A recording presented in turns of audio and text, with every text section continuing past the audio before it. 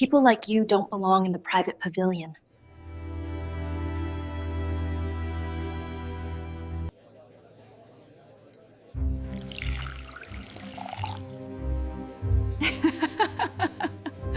Take your wet papers and your welfare attitude and get out before security throws you onto the pavement. The glass of expensive Cabernet Sauvignon splashed across the thick white linen table, expanding like a fresh blood stain, before the remaining dark red liquid drenched the 84-page federal audit report lying open on the table. The sudden sharp clink of the heavy crystal base, striking the wood underneath, echoed through the private dining salon of the Grand Beaumont Hotel in downtown Savannah, like a muffled gunshot slicing cleanly through the quiet hum of low-voiced corporate deals and silver cutlery. Every head in the room turned. A corporate attorney from a trillion-dollar hedge fund suspended his silver fork midair. A woman sitting near the tall, arched windows pressed a linen napkin to her mouth. In the suffocating, freezing silence that instantly followed, Harper Sterling stood over the table, her diamond bracelets rattling faintly, her lips curled into that sharp, cold smile that had been meticulously practiced in front of full-length mirrors since her private school days in New England. It was the smile of a young woman who had never once in her 24 years been told no, a girl who genuinely believed the world was simply an asset her family had already purchased from the state. The man she had just humiliated did not flinch. He did not blink. He did not lean back to avoid the dark red droplets dripping from the edge of the mahogany table onto his worn leather shoes. Dr. Elijah Vance sat perfectly still, the way a veteran field investigator sits when he has already calculated the exact trajectory of a falling empire. His skin was deep, unbroken obsidian, capturing the amber glow of the crystal chandeliers and holding it in the quiet lines around his eyes. He was 51 years old, wearing an unpressed charcoal jacket from a retail outlet and a plain silver watch that had belonged to his father. To anyone else in the room, he looked like a low-level clerk who had somehow wandered past the velvet ropes of the city's most exclusive corporate gala. Harper did not know it yet, but she had just committed the single most catastrophic error of her privileged life. She looked down at him, her eyes narrowed with a visceral, multi-generational disdain that she didn't even try to hide. "People like you don't belong in the private pavilion," Harper said, her voice dripping with a casual, venomous arrogance that carried perfectly to the adjacent tables. "This section is reserved for the platinum benefactors of Vanguard Health Systems. We don't allow administrative assistants from the public clinic to sit here and ruin the atmosphere. Pick up your wet papers, take your welfare attitude, and get out before I have the building security throw you onto the pavement where you belong." The crowd remained frozen. Nobody spoke. Nobody intervened. The hotel manager, standing by the antique pillar, went completely pale but chose to look away, recognizing the Sterling family crest on Harper's gold-embroidered handbag. Her friends at the next table chuckled softly, one of them raising a smartphone to capture the amusement for social media. But Dr. Vance merely looked down at his ruined papers, then looked up, his dark eyes locking onto hers with a heavy, unblinking authority that made Harper's breath catch for a microsecond. He didn't raise his voice. He didn't offer an apology. Instead, he reached into his jacket pocket and pulled out a plain black encrypted device, placing it flat on the damp linen. Harper laughed, a sharp, mocking sound. "What is that? You think some cheap phone is going to save your job? My father owns the board of this hospital, and he funds the very ground you're standing on. You are nothing in this city." Dr. Vance looked at the device, then back at her.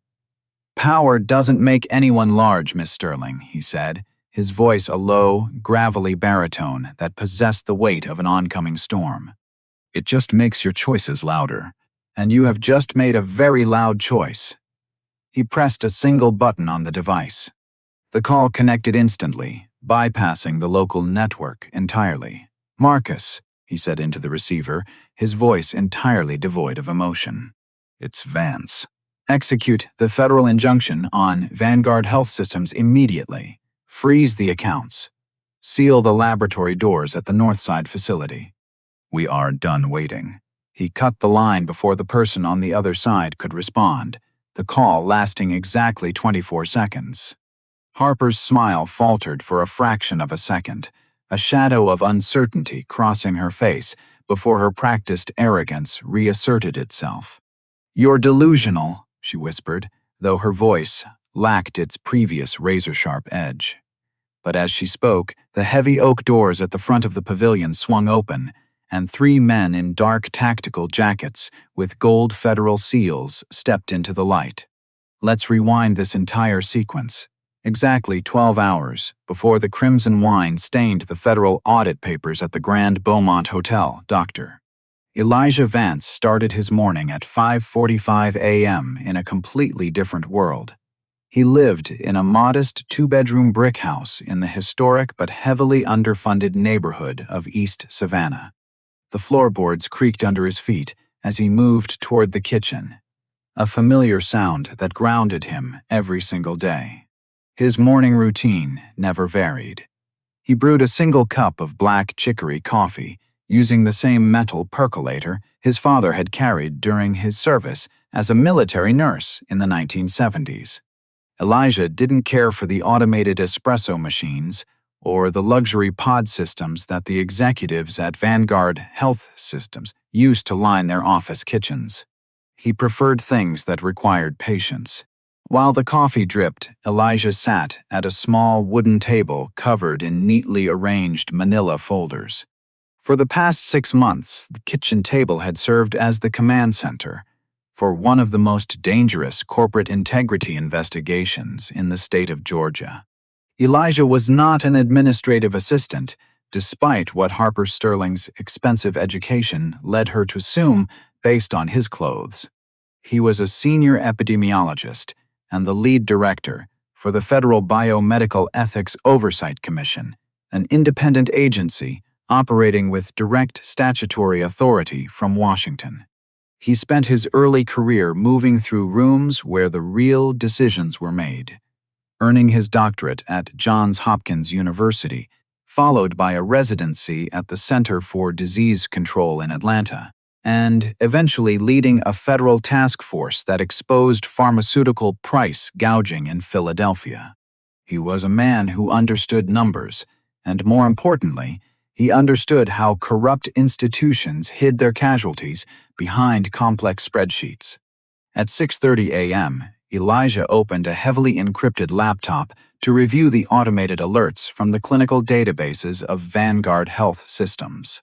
The screen illuminated his face, casting deep shadows over his dark skin. Vanguard was the largest health provider in the region, operating 4 major hospitals, 12 urgent care centers, and sprawling, state-of-the-art research laboratory in the wealthy Northside district. The company was spearheaded by Julian Sterling, Harper's father, a billionaire developer who had transitioned into medical infrastructure after securing massive state subsidies. To the public, Julian Sterling was a saint.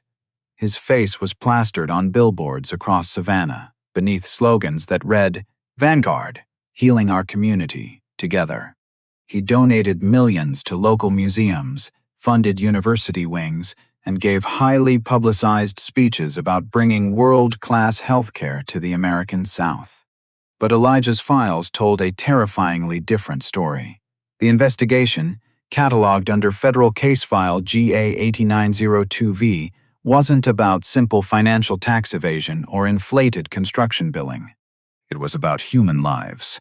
3 months prior, a senior data analyst within Vanguard, named David Park, had quietly contacted Elijah's office through a secure, anonymous Dropbox.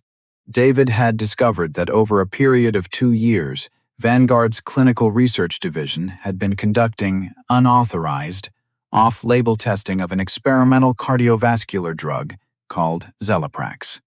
The drug was funded by a massive multinational pharmaceutical conglomerate that had promised Vanguard a staggering $62,500,000 bonus if the clinical trials achieved immediate, positive results for FDA approval.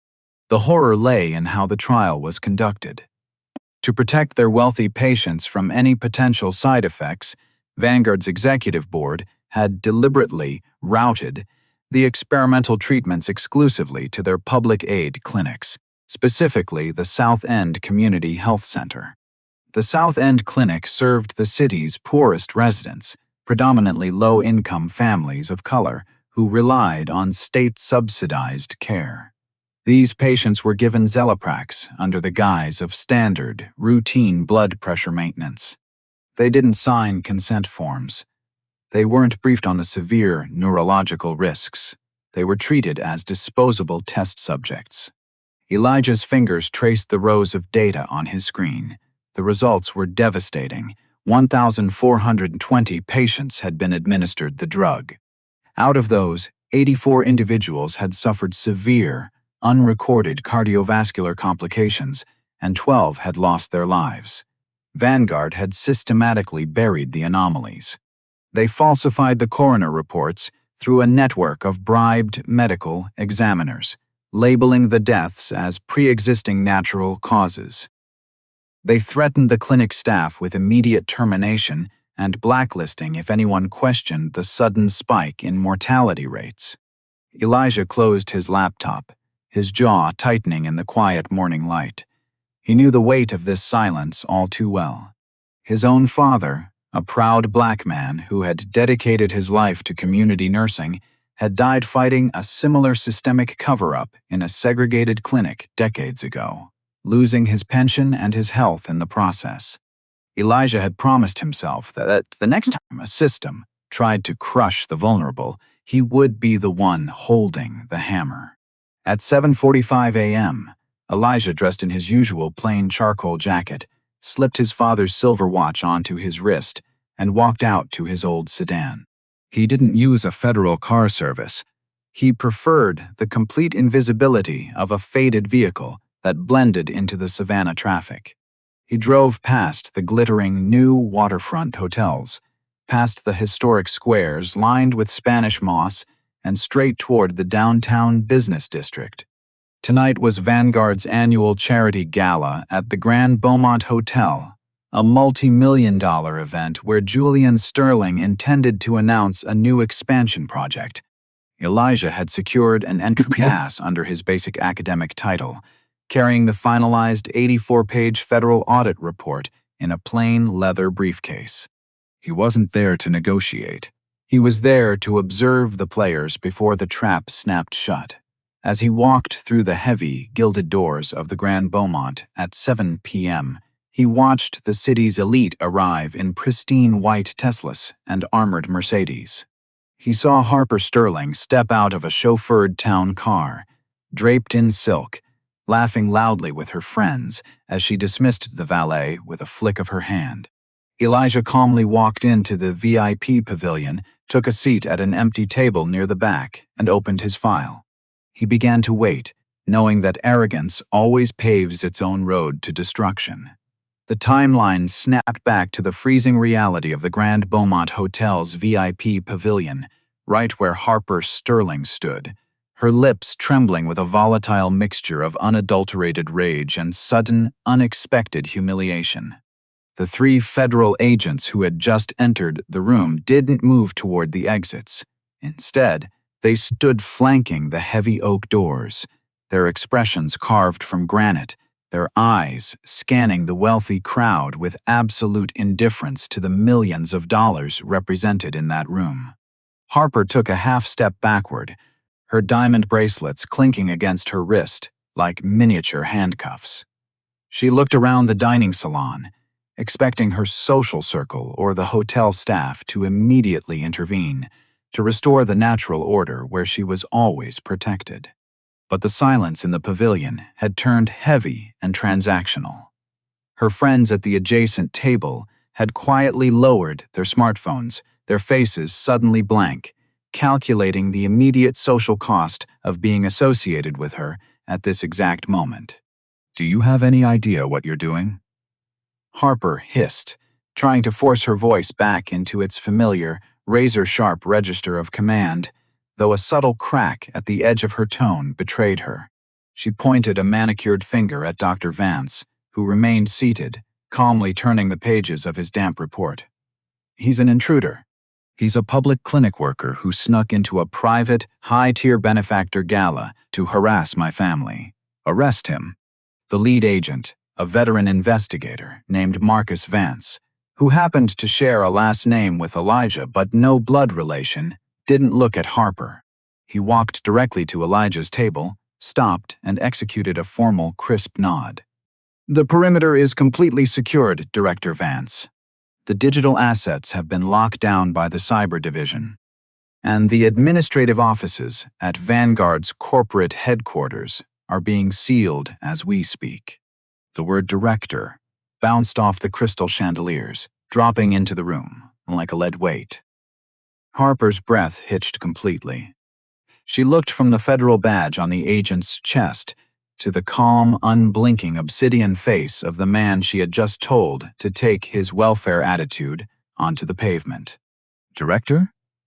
she whispered, her hands tightening around her gold-embroidered clutch. Before she could process the shift in power, the crowd at the front of the pavilion parted, and Julian Sterling himself stepped into the light.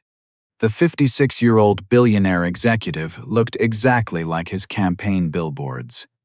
Silver hair perfectly coiffed, a charcoal-tailored Armani suit molding his tall frame, and an expression of easy, unshakable confidence. He had spent 2 decades purchasing loyalty in Savannah. And he moved through the room with the absolute certainty of a man who believed every crisis had a predetermined price tag. "What is the meaning of this disruption?" Julian said, his deep, resonant voice instantly filling the space designed to soothe his nervous investors. He stepped between his daughter and the federal agents, offering a polished, professional smile. "Agents, I'm sure there's been a massive bureaucratic misunderstanding. This is a private charity event for the health of our community. If there's an administrative issue with our licensing or our tax documentation, my legal team can settle it at your field office at 9 a.m. sharp tomorrow morning." He looked down at Elijah, his eyes narrowing slightly as he recognized the file folders on the table. Julian's smile didn't fade, but it hardened into something predatory. "And you must be Dr. Vance. I've heard your name mentioned by some of my lower-level compliance officers. You've been asking a lot of questions about our public aid clinics. I admire your work ethic, Doctor, but a public hotel lobby isn't the place for a low-tier federal worker to make a scene. Let's step into the private office upstairs. I'm sure we can find a mutually beneficial arrangement for your research department." It was a textbook execution of systemic arrogance. Julian wasn't yelling. He was offering a bribe wrapped in the language of administrative cooperation, completely confident that a man in a cheap retail jacket would gladly accept a lifeline from a billionaire. Elijah Vance didn't stand up. He closed the manila folder, placed his large, steady hands flat on the table, and looked directly into Julian Sterling's eyes. The contrast between them was total. Julian, silver-haired and radiant with artificial light. Elijah, deep dark-skinned, completely grounded in the shadows, possessing a gravity that couldn't be bought. "There is no misunderstanding, Mr. Sterling," Elijah said, his baritone voice cutting through Julian's polished exterior. "And there will be no meetings upstairs. I am not here to audit your taxes. I am here to serve a federal emergency injunction under Title 42 of the United States Code, authorized by the District Court for the Southern District of Georgia at exactly 5:12 p.m. this evening." Elijah picked up the black encrypted device from the table and stood up slowly, his full height instantly commanding the space. "For the past 184 days, my office has been documenting the clinical trials of Zelaprax at your South End facility. We have the internal emails. We have the digital logs showing how you bypassed patient consent protocols. And we have the full, verified names of the 12 citizens who died because your board wanted to secure a $62 million pharmaceutical bonus. The mention of the drug name and the exact financial figure hit Julian Sterling like a physical blow. The easy, media-ready color drained from the billionaire's face, leaving his skin a pale, sickly gray. His hands, previously open in a gesture of warm cooperation, slowly balled into fists behind his back. "That data is proprietary and unverified," Julian said, his voice dropping an octave, the polished facade completely fracturing to reveal the ruthless corporate dictator underneath. "You have nothing but the baseless allegations of disgruntled former employees. If you attempt to disrupt Vanguard's operations based on stolen, unverified spreadsheets, my legal team will tie your department up in federal litigation until your grandchildren are retired. You will be blacklisted from every research institution in this country before the week is out." "I don't think you understand the mathematics of your current situation, Julian," Elijah said calmly, stepping out from behind the table. He didn't raise his hands, he didn't show anger. He simply stood there with the unshakable weight of a man who brought the truth. The time for litigation has already expired. The storm isn't brewing anymore. It's already here. As if on cue, the muffled, synchronized thud of heavy vehicle doors closing echoed from the street outside the hotel's panoramic windows. Harper turned her head toward the glass, her eyes widening in absolute terror. Down on the avenue, 5 black federal transport vans had parked along the curb in a flawless, professional formation, blocking all lanes of traffic. Dozens of agents in high-visibility jackets, with federal tactical insignias, were already crossing the pavement, carrying heavy equipment cases and blueprints of the building. The hotel's grand entrance was being cordoned off with yellow federal crime scene tape, right underneath the massive banner that read, "Vanguard Health Systems, moving our community forward." The wealthy donors inside the pavilion began to panic, a low, terrified murmur spreading through the tables as they realized this wasn't a minor administrative dispute. It was a full-scale federal takedown of the city's most powerful family. The transition from corporate dominance to legal annihilation didn't happen with a dramatic shout. It unfolded with the methodical, cold precision of a falling guillotine. Julian Sterling stood paralyzed in the center of the VIP pavilion as Dr. Elijah Vance did not look away. His deep dark-skinned face remains an unreadable mask of absolute authority. The heavy doors of the pavilion opened once more, and a woman in her mid-50s walked into the room.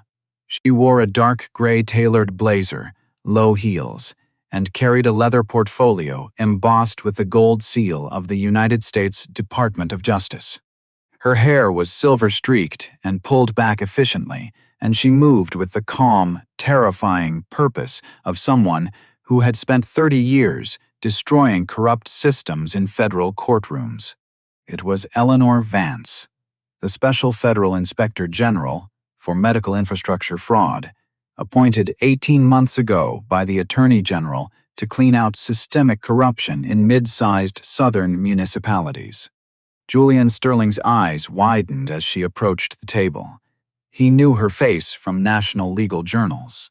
She was the one person in the federal system who could not be bought, intimidated, or delayed by political phone calls. "Eleanor, Doctor," Elijah Vance said, executing a brief nod as she reached his side. "The targets are present.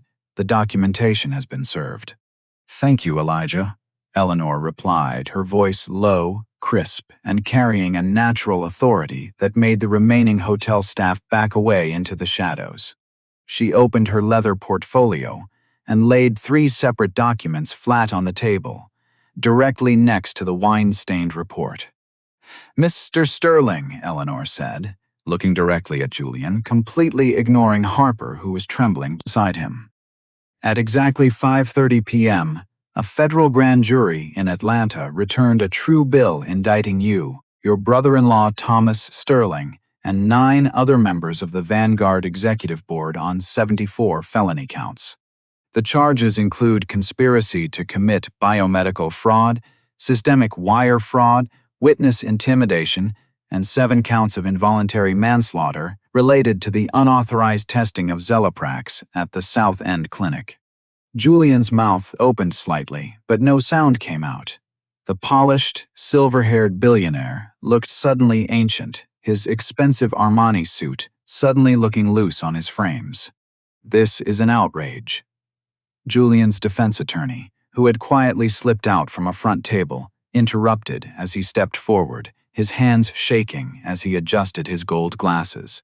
"My client has a constitutional right to review these allegations with counsel before any enforcement action is taken. You cannot disrupt a public charity gala based on an unsealed indictment." Eleanor didn't look at the attorney. She simply turned a page in her portfolio. "The indictment was unsealed 45 minutes ago, counsel. Furthermore, we are not just enforcing an arrest warrant. We are executing an emergency asset forfeiture order signed by a federal judge under the RICO statute. As of 6 p.m., every corporate bank account tied to Vanguard Health Systems, including the Sterling Family Charitable Trust, and your private offshore accounts in the Cayman Islands, has been frozen by the Department of the Treasury. You have no operating capital, Mr. Sterling. You have no corporate authority left." Harper Sterling let out a sharp, choked gasp, her gold-embroidered clutch slipping from her fingers and hitting the carpeted floor with a dull thud. The diamond bracelets on her wrists, which had felt like symbols of ultimate freedom just 20 minutes ago, now felt heavy, cold, and suffocating. "Father," Harper whispered, her voice smaller and more fragile than it had ever been in her life. "Father, do something. Call the governor. Call someone." Julian didn't answer his daughter. He was doing the brutal mathematics of the situation, running the variables in his mind, trying to find an angle, a loophole, a political favor he could cash in to survive this hour. But every equation he ran returned the exact same result: total ruin. At that exact moment, another figure stepped forward from behind the line of federal agents. It was David Park, the 34-year-old former recording secretary for Vanguard's executive board. He was wearing a plain, neat suit, and his face was completely still as he carried a secure digital drive in his right hand. Julian's eyes locked onto David, and for the first time, a look of pure, visceral terror crossed the billionaire's face. David had been present in every closed-door board meeting for 3 years. He was the one who recorded the minutes, the one who handled the private encrypted audio files for the executive suite. David walked straight to the center table, connected his tablet to the pavilion's integrated high-fidelity sound system, and pressed a single button on the screen. The audio that instantly filled the grand dining salon was crisp, clear, and unmistakable. It wasn't an ambient recording from a distance. It was direct-line audio from Julian Sterling's private office at Vanguard headquarters, recorded 14 months prior. The South End Clinic patients don't have the legal resources to question the documentation. Julian's recorded voice echoed from the ceiling speakers, sounding brisk, cold, and terrifyingly corporate. If we show a 12% increase in cardiovascular stabilization among the test group, the pharmaceutical conglomerate releases the $62 million bonus by the third quarter. If a few of them have complications, the local medical examiner will label it as standard heart failure due to lifestyle factors. They're welfare patients. Nobody is looking at their charts. Just handle it the same way we handled the Riverside account. The recording lasted exactly 42 seconds. When it ended, the silence that returned to the Grand Beaumont Hotel was absolute, heavy with the weight of an undeniable truth. Julian Sterling sat down heavily in the nearest dining chair, his face completely gray, his eyes staring blankly at the wine-stained white linen tablecloth. He didn't look at his daughter. He didn't look at his high-priced attorney, and he didn't look at the crowd of wealthy donors who were already turning their backs on him to file out through the side exits. Marcus Vance, the lead federal agent, stepped forward and produced a pair of steel handcuffs. "Julian Sterling, you are under arrest for federal crimes against the United States. Hands behind your back." As the steel clicked around her father's wrists, Harper stood frozen, watching the billionaire who had governed her entire world being led out of the pavilion like an ordinary criminal. She looked at Dr. Elijah Vance one last time, hoping to find malice or triumph in his eyes. Something she could hate, something she could fight. But Elijah merely looked at her with a deep, quiet pity that was infinitely more devastating than anger. He picked up his briefcase, turned his back on her, and walked out into the cool savannah night, leaving her completely alone in the ruins of her father's empire. 6 months later, the long morning shadows fell across the cracked concrete sidewalk of South End, Savannah, a world away from the gilded chandeliers of the Grand Beaumont Hotel. The winter air was sharp and clean, carrying the distant scent of salt from the marshes. Harper Sterling sat on a wooden bench inside the waiting room of the Southside Community Legal Aid Center, a small, underfunded brick building nestled between an old bakery and a laundromat. Her life had unraveled completely, not in a sudden explosion, but in the slow, agonizing evaporation of everything she thought belonged to her. The sprawling estate in the Landings had been seized by federal marshals to satisfy part of the restitution order. The luxury vehicles were gone, and the friends who had once filled her digital feed with constant invitations had vanished into thin air the morning after the arrests. For the first time in her 24 years, Harper had an abundance of unscheduled time, a heavy, quiet emptiness that forced her to look at her own reflection without the distortion of wealth or privilege. Julian Sterling's trial had ended 3 weeks prior with a swift, unanimous guilty verdict on all 74 counts. The former billionaire was now serving a 22-year sentence in a federal penitentiary in North Carolina, his name stripped from the hospital wings and public billboards he'd used to buy his social absolution. Harper hadn't cried when the judge pronounced the sentence. She had simply looked at her hands, realizing that the foundation of her entire existence had been built on the quiet, unrecorded suffering of the people in this very neighborhood.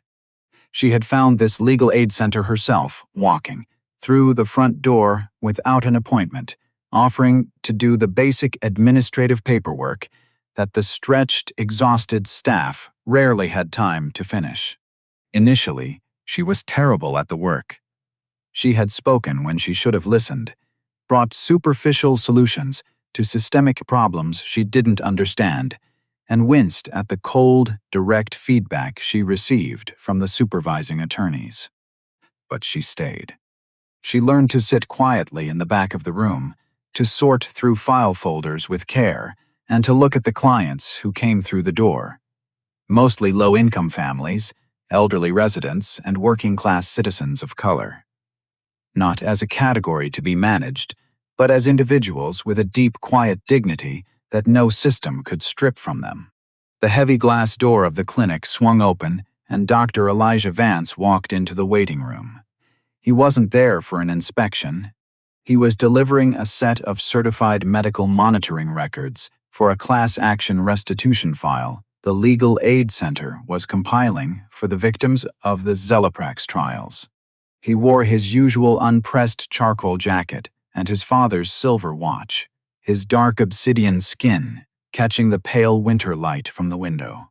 Harper stood up slowly from behind the reception desk, her posture entirely different from the night at the pavilion, smaller, grounded, and infinitely more real. "Dr. Vance," Harper said, her voice dropping into a quiet, conversational tone that possessed none of its old razor-sharp arrogance. "I didn't expect to see you here today." Elijah stopped, looking at her steadily through his plain gonk sunglasses. He didn't offer a polite smile, but the heavy, severe coldness that had defined his gaze at the hotel was gone, replaced by the calm attentiveness of a man who measured people by their actions rather than their history. The federal oversight work is moving into its final phase, Miss Sterling, Elijah said, placing the manila folder neatly on the counter. The South End Clinic has received its Emergency Federal Stabilization Grant, and the new independent board has just approved a comprehensive, free cardiovascular monitoring program for every resident affected by the previous administration's choices. Harper looked down at the folder, her fingers tracing the plain cardboard edge. "I want to apologize," she said softly, looking back up to meet his dark eyes directly. "Not because it fixes anything, and not because I want you to tell me it's okay. It wasn't okay. I made a calculation about your value based on what you wore and where you sat, and I was wrong. I'm trying to learn how to be present in a room without an agenda." Elijah remained quiet for a long moment, the silence between them peaceful rather than suffocating. "Dignity isn't something anyone can take from you, Miss Sterling," he said calmly, his deep baritone carrying the weight of an unshakable truth. "Unless you let them. Power doesn't make anyone large. It just makes their choices louder. What makes a person large is how they treat the people from whom they have absolutely nothing to gain. You are starting to make better choices." He turned and walked back toward the glass door, his heavy footsteps steady on the linoleum floor. Harper watched him go, then sat back down at her desk, pulling a fresh stack of intake files toward her, ready to begin the thumb-lunk, unheralded work of making things right. If this story reminded you that the true measure of power is how we protect the vulnerable, please share it with someone who needs to hear it today. Now, I leave you with 3 philosophical questions to consider in the comments below. 1. If you had been sitting at that VIP table witnessing the humiliation, would you have remained silent to protect your own position, or would you have stood up? 2. Why do you think systems of power so often mistake a quiet, dignified person of color for someone who has no authority? 3. True power. Does it come from the expensive coat of wealth we drape over our shoulders, or from the heavy truth we carry in our hearts? Look closely at the video timeline around the 11:42 mark during the hearing scene. There is a subtle detail involving David Park's tablet that reveals exactly how long the federal team had been recording the Sterling family before the gala began. Tell us in the comments if you caught it.